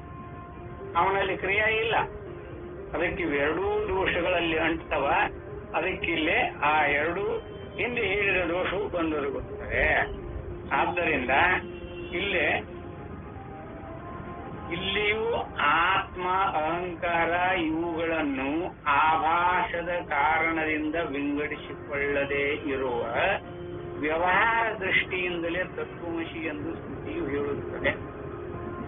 ತಪ್ಪಿಡ್ರಲ್ಲಿ ತತ್ವಮಸಿ ಯಾಕೆ ಬಿಡಿಸ್ಕೋಬೇಕು ಅಂತ ಹೇಳ್ತಾರೆ ನೋಡ್ರಿ. ತತ್ ಅಂದ್ರದು, ತ್ವಂ ಅಂದ್ರೆ ನೀನು, ಅದು ನೀನಾಗಿದ್ದಿ ಅಂತ ಹೇಳಿಬಿಡ್ತದೆ ಶಾಸ್ತ್ರ. ದೋಷಿಣಿ ನೈತದ್ರಾಗ ಅಂತ ನಾವು ವಿಂಗಡಿಸಿಕೊಂಡು ನೋಡ್ಲಿಲ್ಲ ಅಂದ್ರೆ ಮತ್ತೇನ್ ಹೇಳ್ತಾರೆ ಇಲ್ಲೇ, ಆತ್ಮ ಅಹಂಕಾರ ಇವುಗಳನ್ನು ಆಭಾಸದ ಕಾರಣದಿಂದ ವಿಂಗಡಿಸಿಕೊಳ್ಳದೆ ಇರುವ ವ್ಯವಹಾರದ ದೃಷ್ಟಿಯಿಂದಲೇ ಇವುಗಳನ್ನು ವಿಂಗಡಿಸಿಕೊಂಡಾಗ ಅದು ನೀನಾಗಿದ್ದಿ ಅಂತ ಹೇಳುವ ಅವಶ್ಯಕತೆ ಇಲ್ಲ. ಆತ್ಮನಾಗೇನೆ ಇರ್ತಾನ, ಅಹಂಕಾರವಾಗೇನೆ ಇರ್ತದೆ. ಇದು ಜಡ ರೂಪ. ಅವಾಗ ನೀನು ಅದಾಗಿದ್ದಿ ಅಂತ ಹೇಳುವ ಅವಶ್ಯಕತೆ ಬರುವುದಿಲ್ಲ ಆತ್ಮನಿಗೆ. ಅಹಂಕಾರಕ್ಕೆ ಹೇಳಿದ್ರೆ ಅದ್ರಾಗ ವರ್ತಿಸುವುದಿಲ್ಲ. ಅಹಂಕಾರ ಜಡರೂಪವಾಗಿರೋದ್ರಿಂದ ಅದು ತತ್ವಮಸಿಗೆ ಅರ್ಹತೆಯೂ ಇಲ್ಲ ಅದಕ್ಕೆ ಆ ಕರ್ತೃವಿಗೆ. ಅಂದಮೇಲೆ ಎಂದು ಶ್ರುತಿಯು ನೋಡಿಲ್ಲಿ ವಿಂಗಡಿಸಿಕೊಳ್ಳದೆ ಇರುವ ವ್ಯವಹಾರ ದೃಷ್ಟಿಯಿಂದಲೇ ತತ್ವಮಸಿ ಎಂದು ಶ್ರುತಿ ಹೇಳುತ್ತದೆ ಎಂದರೆ ಸರಿಯಾಗುತ್ತದೆ. ತತ್ವಮಸಿ ಅನ್ನುವಂಥ ವಾಕ್ಯ ಇದು ವ್ಯಾವಹಾರಿಕ ದೃಷ್ಟಿಯೊಳಗೆ ಹೊಂದುಗಡೆ ಆಗ್ತದೆ ವಿನಃ ಪಾರಮಾರ್ಥಿಕ ದೃಷ್ಟಿಯೊಳಗೆ ಹೊಂದುಗಡೆ ಆಗೋದೇ ಇಲ್ಲ ಅಂತ ಹೇಳ್ತಾರೆ ಅವರು. ಬಹಳ ಸೂಕ್ಷ್ಮವಾಗಿರ್ತದ ಅದಕ್ಕೆ ಯಥಾರ್ಥವಾಗಿ ನಾವು ತತ್ವಮಸಿ ಅದು ನಾನಾಗಿದ್ದೇನೆ ಅಥವಾ ನೀನೇ ಅದಾಗಿದ್ದಿ ಅಂತ ಹೇಳ್ತಾರೆ. ಇಲ್ಲೇನ್ ಹೇಳ್ತಾರೆ ಅವರು, ಆತ್ಮ ಮತ್ತು ಅಹಂಕಾರ ಇವುಗಳನ್ನು ಆಭಾಸದ ಕಾರಣದಿಂದ ವಿಂಗಡಿಸಿಕೊಳ್ಳದೆ ಇರುವ ವ್ಯಾವಹಾರಿಕ ದೃಷ್ಟಿಯಿಂದಲೇ ತತ್ವಮಸಿ ಎಂದು ಶ್ರುತಿಯು ಹೇಳುತ್ತದೆ. ಇದನ್ನು ಯಥಾರ್ಥವಾಗಿ ಅನುಭವಾನುಸಾರಿಯಾಗಿ ಕಂಡು ಹಂಗಾರೆ ಏನೇನ್ ಮಾಡ್ಬೇಕು ನಾವಿಲ್ಲಿ? ಆತ್ಮ, ಅಹಂಕಾರ, ಚೈತನ್ಯ, ಆಭಾಸ ಇವುಗಳನ್ನು ವಿಂಗಡಿಸಿಕೊಂಡು ನೋಡಿ ತತ್ವಮಸಿ ನಿರ್ಣಯ ಮಾಡ್ಕೋಬೇಕು. ಇವನ್ನ ಕಲಬೆರಕೆ ಮಾಡಿಕೊಂಡು ತತ್ವಮಸಿ ಅಂದ್ರೆ ಅದು ವ್ಯಾವಹಾರಿಕ ದೃಷ್ಟಿ ಒಳಗನ ಆಗ್ತತಿ ಅಂತ ಹೇಳ್ತಾರೆ ನೋಡಿ. ಅನುಭವ ಎಷ್ಟು ಮಾರ್ಮಿಕವಾಗಿದ್ದುಕೊಂಡಿದೆಯಲ್ಲ. ಅದಕ್ಕೆ ಇಲ್ಲೇ ಹಾಗಲ್ಲದೆ ಬರೀ ಅಹಂಕಾರಕ್ಕೆ ಹೇಳಿದರೆ ಮೊದಲೇ ಹೇಳಿದಂತೆ ಶ್ರುತಿಯು ಅಪ್ರಮಾಣವೇ ಆಗಿಬಿಡುತ್ತದೆ. ತತ್ವಮಸಿ ಇದನ್ನ ಬರೀ ಅಹಂಕಾರಕ್ಕೆ ಹೇಳಿದರೆ ಮೊದಲೇ ಹೇಳಿದಂತೆ ಶ್ರುತಿಯು ಅಪ್ರಮಾಣವೇ ಆಗುತ್ತದೆ. ಅಹಂಕಾರ ಕರ್ತೃ ಎರಡು ಒಂದೇನೆ. ಕರ್ತೃವಿನ ಹೇಳತಿ ಅಂತ ಹೇಳಿದ್ರೆ ಅದು ಪ್ರಮಾಣದಿಂದ ಒಡಗೂಡಿರುವಂತದ್ದು, ಅದು ನಿರ್ಣಯ ಆಗೋದಿಲ್ಲ. ನಿರ್ಣಯ ಮಾಡ್ಕೊಳ್ರಿ, ಯಾವುದಕ್ಕೆ ಹೇಳ್ಯಾರ ಅಂತ ನಿರ್ಣಯ ಮಾಡ್ಕೊಳ್ರಿ. ವ್ಯಾವಹಾರಿಕ ದೃಷ್ಟಿಯೊಳಗ ಆತ್ಮ, ಅಹಂಕಾರ ಮತ್ತು ಚಿದಾಭಾಸ ಅವುಗಳ ಕಲಬೆರಕೆಯಿಂದ ಅವುಗಳನ್ನು ವಿಂಗಡಿಸಿಕೊಳ್ಳದೆ ಇರುವ ವ್ಯಾವಹಾರಿಕ ದೃಷ್ಟಿಯಿಂದಲೇ ತತ್ವಮಸಿ ಅಂತ ಹೇಳ್ಯಾರ. ಅವುಗಳನ್ನು ವಿಂಗಡಿಸಿಕೊಂಡಾಗ ಆ ತತ್ವಮಸಿ ಸ್ವರೂಪ ಆತ್ಮ ಸ್ವರೂಪ ಆಗಿ ಉಳ್ಕೊಂಡ್ಬಿಡತ್ತೆ. ಅದನ್ನು ನೋಡ್ಬೇಕಿಲ್ಲ. ಬರೀ ಅನುಭವಾನುಸಾರಿಯಾಗಿ ಕಂಡುಕೊಳ್ಳಿಲ್ಲ ಅಂದ್ರೆ ಏನಂತೂ ಅರ್ಥ ಇಲ್ಲ. ಅದಕ್ಕಿಲ್ಲೇ ತ್ವಂ ಇತ್ಯಧ್ಯಕ್ಷ ನಿಷ್ಠಶ್ಚೇದಂ ಅಧ್ಯಕ್ಷಯೋ ಕಥಂ ಸಂಬಂಧೋ ವಾಚ್ಯ ಏವ ಅತ್ರ ಏನ ತ್ವಮಿತಿ ಲಕ್ಷ್ಯೆ. ಯಾವ ರೂಪ? ನೀನು ಎಂಬುದು ಅಧ್ಯಕ್ಷನಿಷ್ಠವಾದರೆ ಅಹಂಕಾರ. ನೋಡು, ನೀನು ಎಂಬುದು ಅಧ್ಯಕ್ಷನಿಷ್ಠವಾದರೆ ಅಹಂಕಾರ. ಅಧ್ಯಕ್ಷ ಇವರಿಬ್ಬರಿಗೂ ಸಂಬಂಧ ಹೇಗೆ? ಅಧ್ಯಕ್ಷ ಮತ್ತು ಅಹಂಕಾರ ಅಥವಾ ನೀನು ಅಥವಾ ಅಹಂಕಾರ, ಇಲ್ಲೇ ಇವರಿಬ್ಬರಿಗೂ ಅಹಂಕಾರ, ಅಧ್ಯಕ್ಷ ಇವರಿಬ್ಬರಿಗೂ ಸಂಬಂಧ ಹೇಗೆ? ಯಾವ ಸಂಬಂಧದಿಂದ ಒಳಗೂಡಿ ಅಹಂಕಾರ ಮತ್ತು ಅಧ್ಯಕ್ಷ? ಅಧ್ಯಕ್ಷ ಅಂದ್ರೆ ಆತ್ಮ, ಕೂಟಸ್ಥ, ನಿರವಯವ ನಿರ್ಗುಣ ರೂಪನಾಗಿರುವಂತಹ ಆತ್ಮ. ಆ ಆತ್ಮನಿಗೂ ಅಥವಾ ಇಲ್ಲಿ ಅಧ್ಯಕ್ಷ ಅಂತ ಬಳಸಿಕೊಂಡಾರ. ಅಧ್ಯಕ್ಷ ಮತ್ತು ಅಹಂಕಾರ ಇವರಿಬ್ಬರಿಗೂ ಸಂಬಂಧ ಹೇಗೆ? ನೀನು ಎಂದು ಲಕ್ಷಣೆಯಿಂದ ಹೇಳಬೇಕಾದ್ರೆ ಆ ಸಂಬಂಧವನ್ನು ಇಲ್ಲಿ ಹೇಳಲೇಬೇಕು. ನೀನು ಅಂತ ಬಯಸ್ಕೊಂಡಾರ, ಅಹಂಕಾರಕ್ಕೆ ನೀನು ಅಂತ ಬಯಸ್ಕೊಂಡಾರಲ್ಲ, ಇದು ಏನನ್ನು ಇಟ್ಕೊಂಡು ಹೇಳ್ತಾರ ಅನ್ನೋದನ್ನ ನಾವಿಲ್ಲಿ ಅರ್ಥೈಸ್ಕೋಬೇಕು. ನೀನು ಸತ್ತೇ ಆಗಿರುವೆ ಎಂಬ ವಾಕ್ಯದಲ್ಲಿ ನೀನು ಎಂಬ ಮಾತು ಅಹಂಕಾರವನ್ನು ಹೇಳಬಾರದೆಂದು ತಿಳಿಸಿದ್ದಾಯಿತು. ಲಕ್ಷಿರಲೇ ಇಲ್ಲಿ ನೀನು ಎಂಬ ಮಾತನ್ನು ಅಹಂಕಾರವನ್ನು ಹೇಳಬಾರದೆಂದು ತಿಳಿಸಿದ್ದಾಯಿತು. ಅಂದರೆ ನೀನು ಎಂಬ ಮಾತು ಸಾಕ್ಷಿಯನ್ನು ಹೇಳುತ್ತದೆ ಎನ್ನುವ ಪಕ್ಷದಲ್ಲಿ ನೀನು ಅನ್ನುವಂತ ಶಬ್ದ ಸಾಕ್ಷಿಯನ್ನ ಹೇಳ್ತತಿ ಅಂತ ನಾವು ಅದನ್ನು ಗ್ರಾಹಕ ಮಾಡ್ಕೊಂಡ್ರೆ ಅಥವಾ ತಿಳ್ಕೊಂಡ್ರೆ, ಹಿಂದೆ 29ನೇ ಶ್ಲೋಕದಲ್ಲಿ ಹೇಳಿರುವಂತೆ ಸಾಕ್ಷಿಯಲ್ಲಿ ಜಾತ್ಯಾದಿಗಳಿಲ್ಲದ್ದರಿಂದ ಅದನ್ನು ನೇರಾಗಿ ಹೇಳುವುದಕ್ಕಿಲ್ಲವಷ್ಟೇ. ಸಾಕ್ಷಿಯೊಳಗೆ ಯಾವ್ದಾರ ಜಾತಿ, ದ್ರವ್ಯ, ಗುಣ, ಕ್ರಿಯೆ ಏನಾರು ಉಂಟೇನೋ? ಇಲ್ಲ. ಅದಕ್ಕೆ ನೀನು ಅಂತ ಸಂಬೋಧನೆ ಮಾಡ್ಲಿಕ್ಕೆ ಬರುತ್ತೇನೋ? ಬರುವುದಿಲ್ಲ. ಮತ್ತೆ ಯಾಕೆ ಹಿಡಿದಿದನು? ಅದಕ್ಕೆ ಯಥಾರ್ಥವಾಗಿ ಜಾತ್ಯಾದಿಗಳಿಲ್ಲದ್ದರಿಂದ ಅದನ್ನು ನೇರಾಗಿ ಹೇಳುವುದಕ್ಕಿಲ್ಲವಷ್ಟೇ. ಆಗ ಲಕ್ಷಣೆಯಿಂದ ತಿಳಿಸಬೇಕು. ವಾಚ್ಯಾರ್ಥ ಲಕ್ಷಾರ್ಥಗಳು ಅಂತಿರುತ್ತಲ್ಲ, ಹಂಗ ಲಕ್ಷಣೆಯಿಂದ ತಿಳಿಸಬೇಕು. ಅಹಂಕಾರದ ಮೂಲಕವಾಗಿ ಸಾಕ್ಷಿಯನ್ನು ಲಕ್ಷಣೆಯಿಂದ ಹೇಳಬೇಕಾದರೆ ಅವೆರಡಕ್ಕೂ ಏನಾದರೂ ಸಂಬಂಧವಿರಲೇಬೇಕು. ಲಕ್ಷಣೆ ಹೇಳಬೇಕಾದ್ರೆ, ಲಕ್ಷಣೆಯಿಂದ ತಿಳಿಸ್ಬೇಕಾದ್ರೆ ಅವೆರಡಕ್ಕೂ ಸಂಬಂಧ ಇರಬೇಕು. ಸಂಬಂಧ ಇಲ್ಲ ಲಕ್ಷಣ ಹೇಳಿಕೆ ಬರುವುದಿಲ್ಲ. ಮತ್ತಿಲ್ಲಿ ಅಹಂಕಾರಕ್ಕೂ ಅಥವಾ ಅಧ್ಯಕ್ಷಕ್ಕೂ ಅಥವಾ ಸಾಕ್ಷಿಗೂ ಏನ್ ಸಂಬಂಧ ಐತಿ? ಯಾವ ಸಂಬಂಧದಿಂದ ಅಲ್ಲಿ ಲಕ್ಷಣಗಳನ್ನು ಗ್ರಹಿಸ್ಬೇಕು ನಾವಿಲ್ಲೇ? ನೋಡ್ರಿ, ಅನುಭವ ನೋಡ್ಕೊಳ್ರಿ. ಸುಮ್ಮನಾಗ ಹೇಳ್ತಾರು ಅಂತ ಕೇಳುವುದಲ್ಲ, ಹೇಳ್ಕೊತ ಹೋಗ್ರಿ. ಸಾಕಷ್ಟು ಪ್ರಮಾಣಗಳನ್ನು ಕೊಟ್ಟು ಹೇಳ್ಯಾರ. ಇದನ್ನ ತತ್ವಮಸಿ ಮಹಾವಾಕ್ಯವನ್ನು ಹೇಳ್ಯಾರ. ಅದು ಯಾಗೈತಿ, ಅನುಭವ ಸಿದ್ಧವಾಗಿ ಯಾಗೈತಿ ಅಂತ ನೋಡ್ಕೊಳ್ರಿ. ಅದ್ರಾಗ ಅದನ್ನ ತೆಗಿ, ಇದನ್ನ ಬಿಡು. ದೇವದತ್ತನ ಕತೆ ಹೇಳ್ತಾರೆ, ಅನೇಕ ಲಕ್ಷಣಗಳನ್ನ ಹೇಳ್ತಾರೆ. ಅವಾಗ ಯಥಾರ್ಥವಾಗಿ ಇಲ್ಲಿ ಸಂಬಂಧ ಇರಲೇಬೇಕಾದ್ರೆ ಇಲ್ಲಿ ಗಂಗೆಯಲ್ಲಿ ಹಳ್ಳಿ ಇದೆ, ಗಂಗಾಯಾಮ್ ಗ್ರಾಮಂ ಅಸ್ತಿ ಹೇಳ್ತಾರಲ್ಲ ಪ್ರತಿ ವಾಕ್ಯದಲ್ಲ. ಗಂಗೆಯಲ್ಲಿ ಹಳ್ಳಿ ಇದೆ ಎಂಬ ವಾಕ್ಯದಲ್ಲಿ ಗಂಗೆ ಎಂಬ ಮಾತು ತನಗೆ ಸಂಬಂಧವಾದ ದಡವನ್ನು ಹೇಳುವಂತೆ, ದಡ ಹೇಳುವಂತೆ. ಯಾಕಂದ್ರೆ ಆ ಗಂಗಾ ನದಿಗೆ ದಡ ಇರ್ಲಿಲ್ಲ ಅಂದ್ರೆ ಅದ ನದಿ ಹರಿಯುದಿಲ್ಲ. ಹಂಗೆ ಅದಕ್ಕೆ ದಡ, ಆ ಕಡೆ ದಡ ಈ ಕಡೆ ದಡ ಬೇಕು. ಅದು ದಡದ ಸಂಬಂಧವನ್ನು ಹೇಳುವಂತೆ ನೋಡ, ನದಿ, ಗಂಗಾ ನದಿ ನನ್ನ ದಡದ ಮೇಲೆ ಗ್ರಾಮ ಉಂಟು ಅಂತ ಹೇಳುತ್ತೇವೆ ವಿನಃ ಅಲ್ಲಿ ಸಂಬಂಧ ಐತಿ. ಹಾಗಿದ್ಮೇಲೆ ದಡವನ್ನು ಹೇಳುವಂತೆ ಅಹಂಕಾರಕ್ಕೆ ವಾಚಕವಾಗಿರುವ ಮತ್ತು ಲಕ್ಷಣೆಯಿಂದ ಸಾಕ್ಷಿಯನ್ನು ತಿಳಿಸಬೇಕಾದರೆ ಅವೆರಡಕ್ಕೂ ಯಾವ ಸಂಬಂಧವಿದೆ? ಸಂಬಂಧ ಅಹಂಕಾರಕ್ಕೂ ಮತ್ತು ಸಾಕ್ಷಿಗೂ ಯಾವ ಸಂಬಂಧ ಐತಿ? ಏನಾದ್ರೂ ಸಂಬಂಧ ಉಂಟಾ? ಒಂದು ವೇಳೆ ಸಾಕ್ಷಿ ಮತ್ತು ಅಹಂಕಾರಕ್ಕೆ ಏನಾದರೂ ಸಂಬಂಧ ಇದ್ರೆ ಅದಕ್ಕೆ ಅಲ್ಲೇ ಬರೀ ಕಲ್ಪಿತ ಚೈತನ್ಯ ಆಭಾಸದಿಂದೊಡಗೂಡಿ ಕಲ್ಪಿಸಿಕೊಂಡಿರುವಂತ ಅಹಮೃತಿ ಬರೀ ಕಲ್ಪಿತ. ಅವುಗಳಿಗೆ ಸಂಬಂಧ ಇಲ್ಲ. ಅದನ್ನ ಲಕ್ಷಣೆಯಿಂದ ಹೇಗೆ ಹೇಳಬೇಕು? ನೀನೇ ಅದಾಗಿತ್ತಿ ಅಂತ ನೋಡ್ರಿ. ಅದಕ್ಕಿಲ್ಲೇ ಇದನ್ನು ಅವಶ್ಯವಾಗಿ ಹೇಳಬೇಕಾಗುವುದು.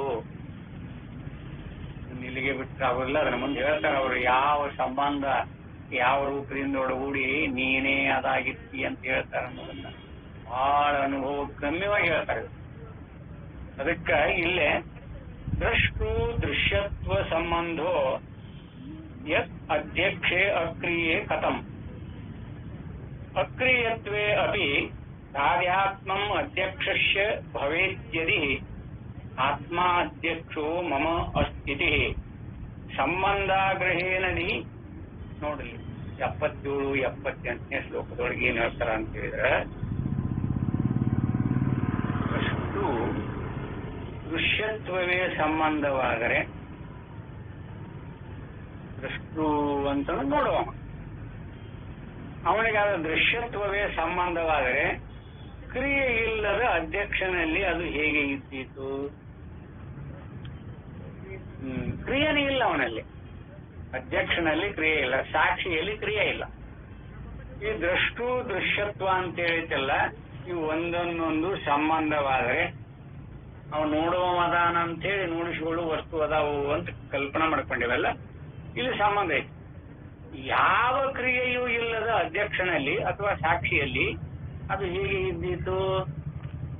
ಅಕ್ರಿಯನಾದರೂ ಅಧ್ಯಕ್ಷನು ತಾಧ್ಯಾತ್ಮವು ಇರಬಹುದು. ನೋಡಿ, ಈಗ ಜೋಡಿಸ್ತಾರೆ. ಅಕ್ರಿಯನಾದರೂ ಅಧ್ಯಕ್ಷನ ತಾಧ್ಯಾತ್ಮವು ಇರಬಹುದು ಎನ್ನುವುದಾದರೆ ಸಂಬಂಧವನ್ನು ಅರಿಯದೇ ಇರುವುದರಿಂದ ನನ್ನ ಆತ್ಮನು ಅಧ್ಯಕ್ಷನಾಗಿರುವನು ಎಂದು ತಿಳಿಯಬೇಕಾಗುವುದು. ನೋಡ, ನನ್ನ ಆತ್ಮನು ಅಧ್ಯಕ್ಷನಾಗಿರ ಇಟ್ಟುಕೊಂಡಾನ ಅಂತ ತಿಳಿದೇವೆ ನಾವು. ಯಾವುದಕ್ಕೆ ಅಧ್ಯಕ್ಷಗೇನವ? ಊಟಸ್ಥ ಸ್ವರೂಪನಾಗಿರುವಂತ ಆತ್ಮ ಸ್ವರೂಪ ಯಾವುದಕ್ಕೆ ಅಧ್ಯಕ್ಷಗೇನ್ರಿಪ್ಪ? ಯಾವ ಕಾರ್ಯಕ್ರಮದಾಗ ಅಧ್ಯಕ್ಷನ್ ಮಾಡ್ಯಾರ ಅವನ್ನ? ಎಲ್ಲಿದೆ ನೋಡ್ರಿ. ವಿಚಾರ ವಿವೇಕ ಯಾವ ರೂಪದಿಂದ ಒಡಗೂಡೈತಿ ಅಂತ ನಮ್ಗೆ ಯಥಾರ್ಥವಾಗಿ ನೋಡೋದೇ ಇಲ್ಲ. ದೃಷ್ಟು ದೃಶ್ಯತ್ವವೇ ಸಂಬಂಧವಾದರೆ ಅದು ಯಥಾರ್ಥವಾಗಿ ಅಲ್ಲಿನೂ ಸಂಬಂಧ ಇಲ್ಲದು. ಈಗ ಸೂರ್ಯನ ಪ್ರಕಾಶದ ಅವ್ರಿಗೇನು ಸಂಬಂಧ ಅದ? ಪ್ರಕಾಶ ಅಂದ್ರನ ಸೂರ್ಯನ ಪ್ರಕಾಶ ಭಿನ್ನ ಅಲ್ಲದ. ಆ ಪ್ರಕಾಶವನ್ನು ಬಳಸಿಕೊಂಡು ಈ ಆಭಾಸವತ್ತಿಗಳಿಗೆ ಎಲ್ಲ ಪ್ರಪಂಚದ ದೃಶ್ಯ ಸಮೂಹಗಳನ್ನೆಲ್ಲವನ್ನ ನೋಡ್ತೇವಲ್ವಾ. ನೋಡ, ಅವನ ಪ್ರಕಾಶ ಇಲ್ಲ ಸೂರ್ಯನನ್ನ ಸೂರ್ಯನ ಈ ವಸ್ತುಗಳನ್ನ ನೋಡ್ಲಿಕ್ಕೆ ಆಗೋದಿಲ್ಲ. ಪ್ರಕಾಶ ಬೇಕು. ಆದ್ರೆ ಆ ಪ್ರಕಾಶಗೂ ಸೂರ್ಯನಿಗೂ ಯಾವ ಅಂತರ? ನೋಡುವವ ನೋಡಿಸಿಕೊಡಿ, ವ್ಯತ್ಯಾಸ ಇಲ್ಲ. ಈ ನೋಡುವವನ ಸ್ವರೂಪವೇ ಇವೆಲ್ಲ ದೃಶ್ಯ ಸಮೂಹವೆಲ್ಲವೂ ನೋಡುವನ ಅಸ್ತಿತ್ವದೊಳಗನೆ ಇರ್ತಾವ. ಅದಕ್ಕೆ ಹಿಂದೆ ಹೇಳ್ಕೊತ ಬಂದಾರ, ಇಂದ್ರಿಯಗಳಂದ್ರ ಪ್ರಪಂಚ, ಪ್ರಪಂಚ ಅಂದ್ರೆ ಇಂದ್ರಿಯಗಳು. ಇಂದ್ರಿಯಗಳು ಇಲ್ಲದ ಪ್ರಪಂಚ ಎಲ್ಲಿನೂ ಅಸ್ತಿತ್ವಕ್ಕೆ ಯಾರಿಗೇನು ಬಂದಿಲ್ಲ, ಅನುಭವದೊಳಗಿಲ್ಲ. ಆ ಇಲ್ಲದ ಅನುಭವದೊಳಗೆ ಇಲ್ಲದಂತಹದ್ದನ್ನ ನಾವು ಕಲ್ಪಿಸಿಕೊಂಡು ಐತಿ ಅಂತ ಭ್ರಮೆ. ಯಥಾರ್ಥ ರೂಪದೊಳಗೆ ನಾವು ನೋಡಿದಾಗ ಅದು ಯಾವುದು ಇಟ್ಟುಕೊಂಡಿಲ್ಲ. ಅದಕ್ಕಿಲ್ಲೇ ಸಾಕ್ಷಿಯು ದೃಷ್ಟು, ಅಹಂಕಾರವು ದೃಶ್ಯ. ನೋಡ, ಹಂಗ ಹೊಡ್ಕೊಂಡ ಎಂಬುದೇ ಅವುಗಳಿಗೆ ಸಂಬಂಧವು ಎನ್ನುವುದಕ್ಕಿಲ್ಲ. ಸಾಕ್ಷಿಯು ದೃಷ್ಟು, ಇಲ್ಲೇ ದೃಷ್ಟು ದೃಶ್ಯತ್ವವೇ ಸಂಬಂಧವಾದರೆ ಅಂತ ಮೇಲೆ ಹೇಳ್ಕೊಂಡ್ ಬಂದಾರಲ್ಲ. ಯಥಾರ್ಥವಾಗಿ ಸಾಕ್ಷಿಯು ದೃಷ್ಟು ಅಂತ ಇಟ್ಕೊಂಬೋಣ. ಅಹಂಕಾರವು ದೃಶ್ಯ ಎಂಬುದೇ ಅವುಗಳಿಗೆ ಸಂಬಂಧವು ಎನ್ನುವುದಕ್ಕಿಲ್ಲ. ಏಕೆಂದರೆ ಈ ಸಂಬಂಧವು ಸಾಕ್ಷಿಯಲ್ಲಿದ್ದರೆ ಅವನು ನಿರ್ವಿಕಾರಿಯಾಗಿರಲಾರನು. ಸಾಕ್ಷಿಯೊಳಗ ಈ ಸಂಬಂಧ ಐತಿ ಅಂತ ಒಪ್ಕೊಂಡಿವಿ ಅಂದ್ರ, ನಮ್ಮ ನೋಡುವಂಗಿದ್ದಾನ ಅಂತ ನಾವು ಒಪ್ಕೊಂಡಿವಿ, ಆಗ ಅವ ಅರಿತಾನ ಅಂತ ಇಟ್ಕೊಂಡಿವಿ ಅಂದ್ರ ಅಲ್ಲಿ ಕ್ರಿಯಾರೂಪ, ಅವನಲ್ಲಿ ಯಾವ ಕ್ರಿಯಾ ಕಾರ್ಯಗಳಿಲ್ಲ, ಮತ್ತೆ ಅವನಲ್ಲಿ ವಿಕಾರತ್ವವನ್ನು ಒಪ್ಕೋಬೇಕಾಗತ್ತೆ. ಅದಕ್ಕೆ ಅವ ನಿರ್ವಿಕಾರಿಯಾಗಿರಲಾರನು. ಸಾಕ್ಷಿಯು ನಿರ್ವಿಕಾರಿಯಾಗಿಯೂ ಇರುತ್ತಾನೆ. ಇವೆರಡಕ್ಕೂ ತಾವ್ಯಾತ್ಮ ಸಂಬಂಧವಿದೆ ಎನ್ನುವುದಾದರೆ, ಯಾವುದಕ್ಕ ಅಹಂಕಾರಕ್ಕೂ ಸಾಕ್ಷಿಗೂ ತಾವ್ಯಾತ್ಮ ಸಂಬಂಧ ಐತಿ ಅಂತ ಇಟ್ಕೊಂಡ್ರೆ ಏನಾಗ್ತದೆ? ಹಾನಿ ಎಫೆಕ್ಟ್ ನಿಮಗ. ತಾವ್ಯಾತ್ಮ ಆಗಕ್ಕೆ ಬರುವುದಿಲ್ಲವು. ಸಂಬಂಧವಿದೆ ಎನ್ನುವುದಾದ್ರೆ ಆ ಸಂಬಂಧವು ತಿಳಿಯದೇ ಇರುವುದರಿಂದ ನೋಡ, ಆ ಸಂಬಂಧ ತಾವ್ಯಾತ್ಮ ಭಾವ ಬಂದಿತ್ತಂದ್ರೆ ನನ್ನ ಆತ್ಮನು ಎಂಬ ಜ್ಞಾನವಾಗಬೇಕೇ ಹೊರತು, ನೋಡಲ್ಲೇ ತಾವ್ಯಾತ್ಮ ಅಹಂಕಾರ ಮತ್ತು ಸಾಕ್ಷಿ ಎರಡು ತಾವ್ಯಾತ್ಮ ಹೊಂದಿತ್ತು ಅಂದ್ರೆ ಅಲ್ಲಿ ಏನಾಗಬೇಕಾಗಿತ್ತದು? ನನ್ನ ಆತ್ಮನು ಅಂತ ನೋಡ್ಬೇಕಾಗಿತ್ತು ನಾವು. ಆದ್ರೆ ಅನುಭವ ಹೆಂಗತಿ? ಯೇಸು ಸರ್ವೇಶ್ವರ ನಾನಾ ಆತ್ಮ ಸ್ವರೂಪ ಅಂತ ಐತಲ್ಲಿ. ನಾನೇ ಆತ್ಮ ಸ್ವರೂಪ, ಭಿನ್ನ ಯಾವುದೂ ಅಲ್ಲ. ನೋಡಲ್ಲಿ ಯಾಕೆ ಹೇಳ್ತಾರ? ಅದಕ್ಕೆ ನನ್ನ ಆತ್ಮನು ಎಂಬ ಜ್ಞಾನವಾಗಬೇಕೇ ಹೊರತು ನಾನು ಆತ್ಮನು ಎಂಬ ಅರಿವಾಗಬಾರದಾಗುತ್ತದೆ. ಯೇಸು ಸರ್ವೇಶ್ವರ, ಯೇಸು ಅಂತರ್ಯಾಮಿ ಅಂತ ಹೇಳುವಂತ ಮಾಂಡವ್ಯ ಉಪನಿಷತ್ತಿನ 5ನೇ ಮಂತ್ರ ಇರ್ತಿರ್ಲಿಲ್ಲ ಅಲ್ವಾ? ಯಥಾರ್ಥವಾಗಿ ಅದಕ್ಕಂಗಾರೆ ಸಂಬಂಧ ಗ್ರಹಣಂ ಶಾಸ್ತ್ರಾದಿತಿ ಚೇನ್ ಅನ್ಯಶ್ಯ ನ ಈ ಪೂರ್ವ ಉಕ್ತ ತ್ರಿದಾ ದೋಷ ಗ್ರಹೋ ವಾ ಶಾನ್ಮತೇತಿ ಚ. ಶಾಸ್ತ್ರದಿಂದ ಸಂಬಂಧದ ಅರಿವಾಗಬಹುದು ಎಂದು ನಿನ್ನ ಅಭಿಪ್ರಾಯವಾದಲ್ಲಿ ಹಿಂದೆ ಹೇಳಿದ 3 ದೋಷಗಳು ಅವು. ಹಿಂದೆ 3 ದೋಷಗಳನ್ನು ಹೇಳ್ಯಾರ. ಯಾವ್ಯಾವು? ಒಂದನೇದು, ಪ್ರತ್ಯಯಗಳು ಹೇಗೆ ಜಡವೋ ಹಾಗೆ ಅಹಂಕಾರವು ಜಡ. ಆದ್ದರಿಂದ ಅಹಂಕಾರವು ತನ್ನನ್ನು ತಾನು ಅರಿಯಲಾರದು. ಅದಕ್ಕಿಂತ ಬೇರೆಯಾದ ಗ್ರಾಹಕ ವಸ್ತು ಒಪ್ಪಲಿಲ್ಲ ಅಂದ್ರೆ ಅದು ಸಿದ್ಧಿ ಆಗೋದೇ ಇಲ್ಲ. ಅಹಂಕಾರ ಸಿದ್ಧಿ ಆಗೋದಿಲ್ಲ. ಅದು ಒಂದೇ ದೋಷ. ಇಲ್ಲಪ್ಪ, ಅವ ಸಾಕ್ಷಿ ಸನ್ನಿಧಾನದೊಳಗೆ ಇರ್ತಾನ, ಅವಾಗ ಅನುಗ್ರಹ ಮಾಡಿ ಅವಾಗ ಚೈತನ್ಯ ಅರಿಲಿಕ್ಕೆ ಒಂದು ಚೈತನ್ಯ ಶಕ್ತಿಯನ್ನು ಕೊಡ್ತಾನ ಅನ್ನೋದು ಅದು ಯೋಗ್ಯತೆ. ಸಾಕ್ಷಿಯಲ್ಲಿ ಕ್ರಿಯಾನೇ ಇಲ್ಲ. ಹಂಗ ಅವ ಕ್ರಿಯಾ ಮಾಡಿ ಅವಾಗ ಅನುಗ್ರಹ ಮಾಡಿ ಅವಾಗ ಆಶೀರ್ವಾದ ಮಾಡಿ, ಆತಪ್ಪ ಹೇಳು ನಿನ್ಗೆ ಅನುಗ್ರಹ ಮಾಡೀನಿ, ಇನ್ಮೇಲೆ ನೀ ಜ್ಞಾನ ಸ್ವರೂಪಿ ಆಗ್ತಿ ಅಂತೇಳಿ ಅನುಗ್ರಹ ಮಾಡ್ತಾನೇನವ? ಮಾಡಿಲ್ಲವ. ಅವನಲ್ಲಿ ಕ್ರಿಯೆ ಇಲ್ಲ. ಇಲ್ಲದನ್ನ ಕಲ್ಪಿಸಿಕೊಂಡು ಏನೇನೋ ಕಲ್ಪನೆ ಮಾಡ್ಕೊತೇವೆ. ಆತ್ಮಾನುಭವ ಹೇಗಿರ್ತತಿ ಹಾಗ ಹಿಡಿದು ಬಿಟ್ಟು ಅವ ಯಾರಿಗೇನು ಎಲ್ಲಿನೂ ಅವ ಯಾರು ಸಾಕ್ಷಿ ಯಾರಿಗೇನು ಅನುಗ್ರಹ ಮಾಡಿದ್ದೂ ಇಲ್ಲ. ನಮ್ಮ ಆತ್ಮ ಯಾರಿಗೆ ಅನುಗ್ರಹ ಮಾಡಿದ್ದೂ ಇಲ್ಲ. ಪ್ರಕಾಶ ರೂಪವಾಗಿದ್ದಾನೆ. ಇದು ಸೂರ್ಯ ಪ್ರಕಾಶ ರೂಪವಾಗಿ ಬೆಳಗ್ತಾನೆ. ಇದು ತುಮಕೂರು, ಇದು ದಾವಣಗೆರೆ, ಇದು ಹುಬ್ಬಳ್ಳಿ ಅಂತ ಬರ್ತಾನೆ. ನಾವು ಅವನಲ್ಲಿ ಅರಿವಿಲ್ಲೇ ಇಲ್ಲ. ಬೆಳಕಿನ ರೂಪದೊಳಗೆ ಇರುವಂಗಿದ್ದಾನ. ಅವನ ಬೆಳಕಿನೊಳಗೆ ಈ ಪರಮಾತ್ಮರು ಆಭಾಸ ರೂಪದಿಂದ ಒಳಗೊಳ್ಳುವಂತ ಪರಮಾತ್ಮರು ಅದನ್ನ ಕಲ್ಪನೆ ಮಾಡ್ತಾರೆ. ಇದೆಂಥ ಊರು ಈಗ ಬಂತು ನೋಡಿ ಹುಬ್ಬಳ್ಳಿ. ಆ ಹುಬ್ಬಳ್ಳಿನ ಬಂದಿಲ್ಲ, ಇವನ ಹೋಗಿರ್ತಾನ. ಆದ್ರೆ ಆವಾಸ ದೃಷ್ಟಿಯಿಂದ ಕಲ್ಪನೆ ಮಾಡ್ತಾರೆ. ಇದು ಹುಬ್ಬಳ್ಳಿ ಅಂತ, ಅದು ಧಾರವಾಡ ಅಂತ. ಇವೆರಡು ಹುಬ್ಬಳ್ಳಿ ಇರಲಿ, ಧಾರವಾಡ ಇರಲಿ, ಹಾವೇರಿರಲಿ, ದಾವಣಗೆರೆ, ಇವೆಲ್ಲ ಆ ಸೂರ್ಯನ ಪ್ರಕಾಶದಿಂದ ಒಳಗೂಡಿ ತೋರ್ಯಾವ. ಇನ್ನು ಸೂರ್ಯನ ಪ್ರಕಾಶ ಬಿಟ್ಟು ತೋರ್ಯಾವ. ನಾವಂದ್ರೆ ಆ ಸೂರ್ಯನ ಪ್ರಕಾಶಕ್ಕನ ಹುಬ್ಬಳ್ಳಿ, ಧಾರವಾಡ, ದಾವಣಗೆರೆ, ಹಾವೇರಿ ಅಂದೇವಿ. ಇವನ ಆ ಸೂರ್ಯನ ಪ್ರಕಾಶ ಹೊರತುಪಡಿಸಿ ನಂದಿಲ್ಲ. ಆಗನೇ ಇಲ್ಲೇ ಇದು ಯಥಾರ್ಥವಾಗಿ ಅಲ್ಲಿ ಆ ರೂಪದೊಳಗಲ್ಲಿ ಹೇಳ್ಕೊಂಡು ಬಂದಾರ. ಅದಕ್ಕೆ ಇಲ್ಲೇ ಯಥಾರ್ಥವಾಗಿ ನಮ್ಮ ಅನುಭವಕ್ಕೆ ಅನುಸರಿಸಿಕೊಂಡು ನಾವು ನೋಡಿದಾಗ ಇವೆರಡಕ್ಕೂ ತಾವ್ಯಾತ್ಮ ಸಂಬಂಧವಿದೆ ಎನ್ನುವುದಾದರೆ ಆ ಸಂಬಂಧವು ತಿಳಿಯದೇ ಇರುವುದರಿಂದ ಆ ಸಂಬಂಧ ಆಗಿದ್ದು ಯಾರಿಗಾರ ಅನುಭವಕ್ಕೆ ಬಂದತನ? ಎಚ್ಚರದೊಳಗ ಎಚ್ಚರ ಪ್ರಮಾತೃ ಇರ್ತಾನ. ಆ ಪ್ರಮಾತೃವಿಗೆ ಅಂತಃಕರಣಾದಿಗಳು ಇರ್ತಾವ, ಇಂದ್ರಿಯಗಳಿರ್ತಾವ. ಅವ್ರಿಗೆ ಸಂಬಂಧ ಇಲ್ಲ. ಆ ಪ್ರಮಾತೃವಿಗೆ ಅಂತಃಕರಣಾದಿಗಳಿಗೆ ಸಂಬಂಧ ಇಲ್ಲ. ಬೇಕಾದಂಗೆ ಹೇಳ್ಬೋದು ಅಲ್ಲಿ. ಆದ್ರೆ ಈ ಸಾಕ್ಷಿಗೂ ಈ ಅಹಂಕಾರಕ್ಕ ಇದ್ರಾಗ ಹೆಂಗ ತಾಜಾತ್ಮ ಇಲ್ಲಿ ತಾಜಾತ್ಮ ಆಗ್ಬೋದು. ಎಲ್ಲೇ ಅಂತಃಕರಣಾದಿಗಳನ್ನು ಇಟ್ಟುಕೊಂಡಾಗ ತಾಜಾತ್ಮತೆ ಬರ್ಬೋದು. ನೋಡು, ಅಂತಃಕರಣ ಮನಸ್ಸು ಏನ್ ದೀರ್ಘ ಆಲೋಚನೆ ಮಾಡಕತ್ತೀಯೇ ಇಲ್ಲೋ, ಅದ್ರಾಗ ತಲ್ಲೀನಾಗ್ಬಿಟ್ಟಿತ್ತು ನಾನು ಹೀಗ ಅಂತ ಹೇಳ್ತಾನ. ಇಲ್ಲ, ಒಂದು ವಿಷಯ ಬಂದಿತ್ತು, ಅದ್ರಾಗ ತಲ್ಲೀನತೆ ಬಂದ್ಬಿಟ್ಟಿತ್ತು ನನಗೆ, ಹೊರಗಿನ ನೀವು ಅದ್ರದ್ದು ಖಬರ್ ಇಲ್ಲ ನನಗಂತ. ಇಲ್ಲಿ ತಾವ್ಯಾತ್ಮತೆ ಹೊಂದ್ಬೋದು. ಆದ್ರೆ ಅಹಂಕಾರಕ್ಕೂ ಸಾಕ್ಷಿಗೂ ತಾವ್ಯಾತ್ಮತೆ ಐತಿ ಅನ್ನೋದು ಅನುಭವ ವಿರೋಧ. ಅಲ್ಲಿ ಅಹಂಕಾರ ಸಾಕ್ಷಿಯಾಗಿ ಪರಿವರ್ತನೆ ಆಗಿ ತಾವ್ಯಾತ್ಮತೆ ಹೊಂದೈತಿ ಅಂತ ಯಾರ ಅನುಭವದೊಳಗೂ ಇಲ್ಲಲ್ಲ. ಈ ನಾನು ಕರಗಿ ತಾನಾಗ್ಯಾನ. ಎಲ್ಲೇ ನಿದ್ರಿ ಮಾಡುವಾಗ ನಾನು ಕರಗಿ ತಾನಾಗ್ಯಾನ. ಅಲ್ಲಿ ನಾನು ಮತ್ತು ತಾನು ಇವೆರಡು ತಾವ್ಯಾತ್ಮ ಹೊಂದಾಗ್ಯಾವೋ ನೋಡಲ್ಲಿ ಲಕ್ಷ ಕೊಟ್ಟು ವಿವೇಕದಿಂದ ಒಳಗೂಡಿ ವಿವೇಕ ಮಾತ್ರ ತಾನಾಗೇನೆ ಇದೆ.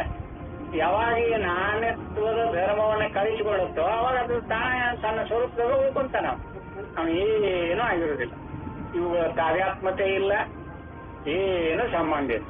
ಆದ್ದರಿಂದ ಇಲ್ಲಂದ್ರೆ ಅದು ಆ ಸಂಬಂಧವು ತಿಳಿಯದೇ ಇರುವುದರಿಂದ ನನ್ನ ಆತ್ಮನು ಎಂಬ ಜ್ಞಾನವಾಗಬೇಕೇ ಹೊರತು ನಾನು ಆತ್ಮನು ಎಂಬ ಅರಿವಾಗಬಾರದಾಗುತ್ತದೆ.